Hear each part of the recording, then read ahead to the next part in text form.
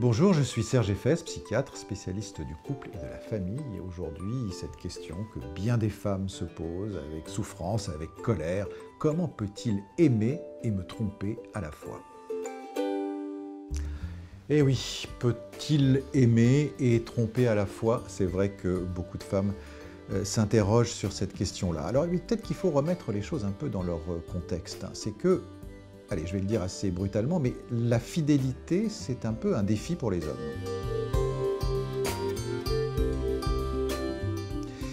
Et c'est un défi qui est lié à toute une histoire de la masculinité depuis la nuit des temps. Les hommes n'ont jamais été fidèles, en tout cas sur le plan sexuel, dans les couples. Pendant des générations et des générations, il apparaissait normal à tout le monde, aux femmes comme aux hommes, de séparer finalement le champ de la sexualité, entendez la sexualité masculine bien évidemment, du champ de la conjugalité. Donc on était fidèle moralement à son épouse, mais on allait au bordel, où on avait une maîtresse en dehors du couple, et finalement ça choquait très peu de monde. Au fond, la virilité, elle s'est toujours construite sur la conquête de l'autre, et aussi psychologiquement sur le fait qu'on a à la prouver, cette virilité. Prouve-le si t'es un homme. Et multiplier les conquêtes féminines, eh bien ça fait partie de ses preuves, pour l'homme par rapport à lui-même, le fait qu'il séduit, qu'il est conquérant. Et les hommes apprennent très tôt à faire un clivage dans leur esprit entre ce qui relève de la conquête, ce qui relève de la sexualité et ce qui relève de l'intimité conjugale et amoureuse. Est-ce que c'est dans leur gène? Est-ce que les hommes viennent de Mars et les femmes de Vénus? Eh bien, pas du tout, parce que la grande nouveauté peut-être de ces 50 dernières années, c'est que les femmes s'y mettent aussi et très largement, et qu'elles-mêmes peuvent être amenées à être infidèles, à tromper leur conjoint sans remettre en question l'amour qu'elles leur portent. Elle-même peut être amenée à avoir une aventure sexuelle, une excitation d'un moment avec un autre homme, et avec la même désinvolture finalement que les hommes mettent dans leur relation d'infidélité. Donc, s'il y a une égalité qui est en train de se faire entre les hommes et les femmes, ce n'est pas seulement dans le champ de la société, c'est aussi dans le champ psychologique, dans le champ affectif. Ce qu'on pensait être l'apanage masculin devient un apanage universel parce que la chair est faible et que on sait que l'individu contemporain, il est avide de plaisir, qu'il est avide d'excitation et qu'une relation affective, même très épanouie, qui s'installe sur la durée, eh bien, expose à cet appel de temps en temps de cette excitation. Il n'en demeure pas moins, même si les temps ont changé, que c'est souvent pour les femmes que les choses vont être douloureuses, parce que les hommes, ils ont tout cet atavisme derrière eux, et ils arrivent beaucoup plus facilement à cliver. Sexualité, relation conjugale, comme on dit, la maman et la putain.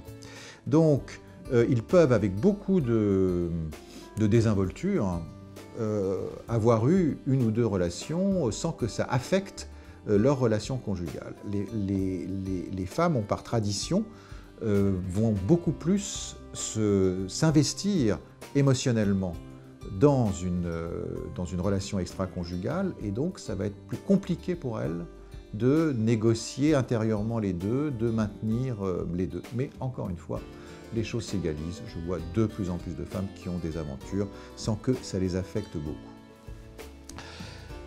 Par rapport à cette question de l'infidélité masculine, ça peut être assez amusant au fond de dresser en général deux portraits robots de ces hommes infidèles. Il y a ce que j'appellerais d'un côté le monogame infidèle et de l'autre côté le polygame fidèle. C'est des dénominations un petit peu paradoxales.